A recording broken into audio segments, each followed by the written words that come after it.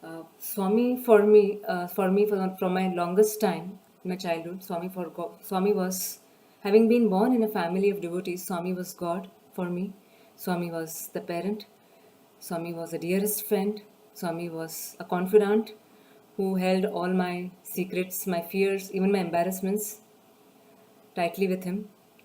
But Guru he was not for the longest time. Until the year 1999, when he planted the seed in me, the deep yearning in me to become a student.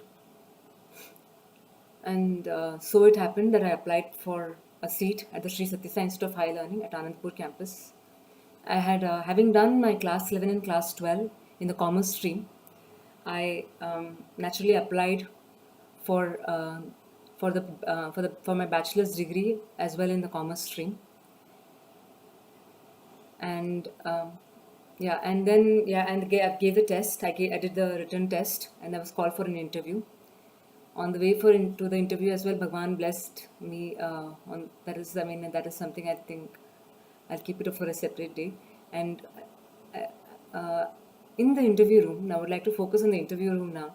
In the interview room, as a candidate for interview, I was sitting in front of the Vice Chancellor. The Vice Chancellor was sitting in front of me, the Registrar, the Controller of Examinations, and on the right was Gemma Madam, who was then Principal and Warden of Anandpur campus. The whole interview was extremely smooth and affirmative, and I knew it almost, I'd got it. But then came the last trick question from Gemma Madam, when she asked me, "Child, would you like to change a stream from commerce to arts? Would you like to take up Bachelor of Arts instead of Bachelors of Commerce? Bachelors in Commerce."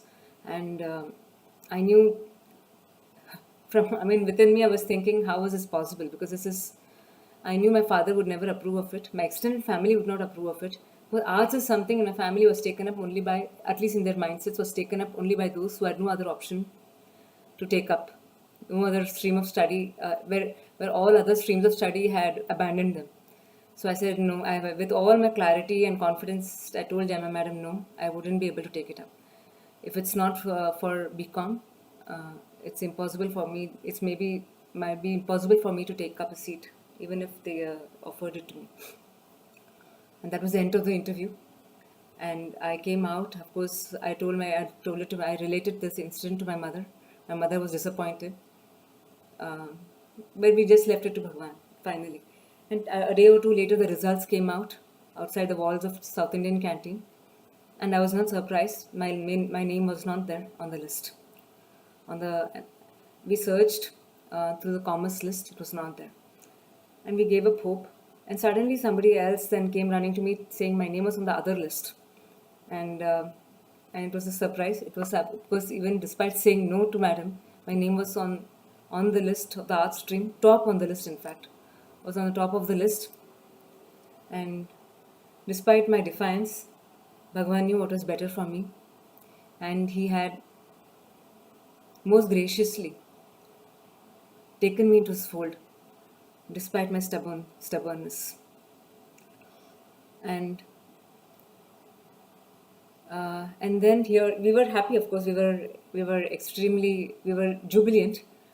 But at the same time, we knew that our celebration was short-lived. Me and my mother, as we took the train back to Bombay, we had heated and pensive discussions over how we would convince my father about this.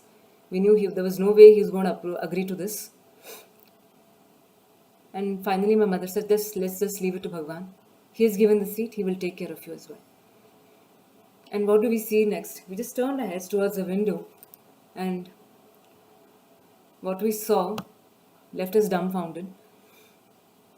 In the open sky before us, in the moving train, we saw the open sky.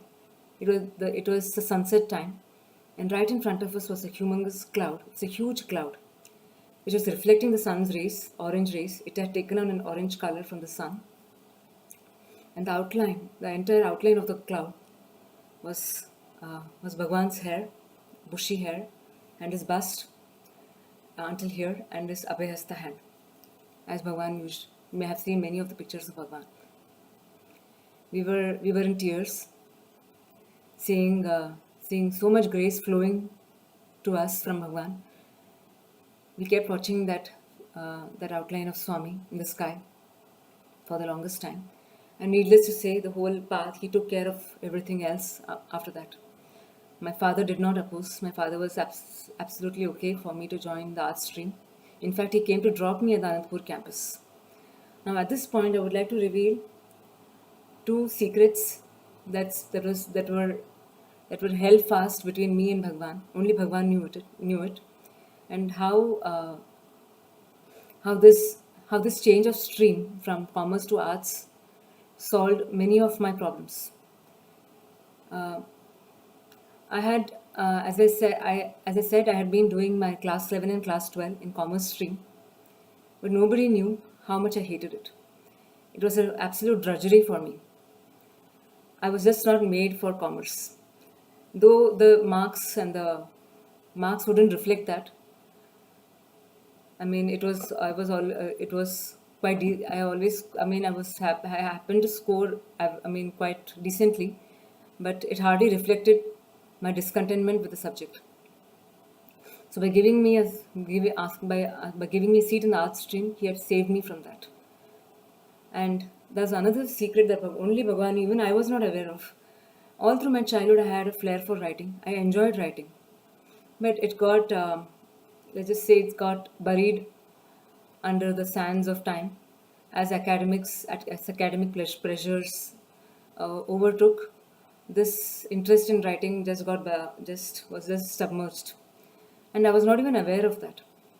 And this is something I realized only many years later, that by giving me the seat in art stream, he had saved me from so many things. He has saved me from the jaws of drudgery of commerce. And not just that, he held my hand and took me on the new path. Literally held my hand and took me on the new path. He gave me the direction.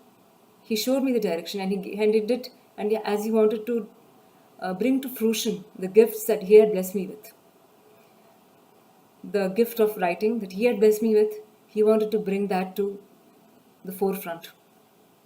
And by giving me the seat in the art stream, he had ironed out so many wrinkles in my life in one shot. That the experience doesn't end here. 3 years down the line, 3 years later, I was again in another dilemma. As I was finishing my graduation, for some reasons, very personal to me, I wanted to go back home. I wanted to go back to Bombay to pursue a course in MBA or something else. I was not even clear of what I would be doing, but I wanted to go back to Bombay. In fact, when some of my roommates would mention my name, saying Anu, that they would tease me. They would tease me rather, that saying, Anu, you would be back for MA, right? I said, no way, and I would just walk out of the room so that not even the vibrations of those words would touch me. I was so vehemently against pursuing MA in Anandpur, continuing with my MA. And out of the blue, one January night, during those 2-minute calls we used to have, we were allowed to talk to our parents. My mother told me, Anu, why don't you ask Swami what to do next? And I said, no way, no chance. Being an Anandpur student, there's no way that I can talk to Bhagwan directly. And even as a rule, we were not supposed to talk to Bhagwan on our own. It's only when Bhagwan talks to us that we could respond. So I said there was no chance, there was no luck with that on that front. Maybe I would rather write a letter to him and send it to him. My mother said, no, just try. She was quite insistent about it. And there it was. The call was cut mid-sentence as usual. And then a few weeks later, we went to Prashanti Nilayam for Shankranti celebrations. The scene is so vividly clear in my mind. It was the day after Shankranti, evening darshan. It was the last darshan just before we returned to Anandpur campus. And I happened to sit on the first row. And Aarti was over. Swami was returning to his residence in Purnachandra. He came straight out of the mandir. He turned around our block. And as he was gliding down, Swami is so gracious. He used to deliberately avoid walking on the carpet. He used to walk in between the girls and the carpet, very close to us, because he knew we were leaving. And he would make sure he smiled at us. He would pick up every letter on the way, blessing us, blessing some of us as he walked back to his residence. And similar was that evening as well. As Bhagwan approached closer to me, something in me pushed me, beckoned me to talk to him, and on behalf of my mother, rather. And then I quickly made up the sentence I would ask. I quickly framed the question in my mind, saying, Bhagwan, shall I come back for MA here? This was the question I had framed in my head. As Bhagwan came very near to me, close to me, I raised myself up and I asked, Swami, instead of asking a question, I said, Swami, I'm coming back for MA. He pretended not to hear. He said, And I said, I repeated, Swami, I'm coming back for MA. With a mischievous smile, he looked into my eyes and he said, Chala manchidi, very happy, and moved on. I was stunned. I was shivering, in fact. I didn't know what I had said. I wanted to ask a question, and here I was. What came out of my mouth was a statement. And he had blessed that statement as well. And sitting next to me was my future MA teacher.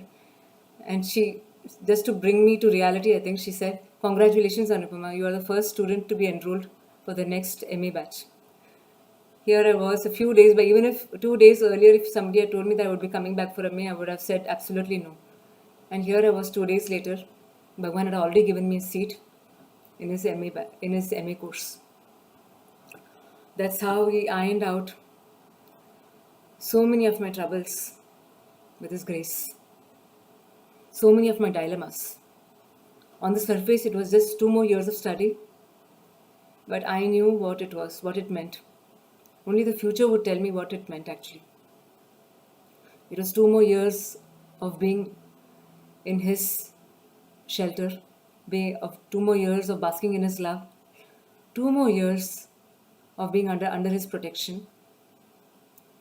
And only I knew how much he has strengthened me, he has healed me, he has educated me, not just in the worldly sense, in the spiritual sense. In those 2 years, I would say he cleared layers of dust and dirt on the soul in those next 2 years. In one shot, it was more of a spring cleaning than the weekly cleaning, of course. And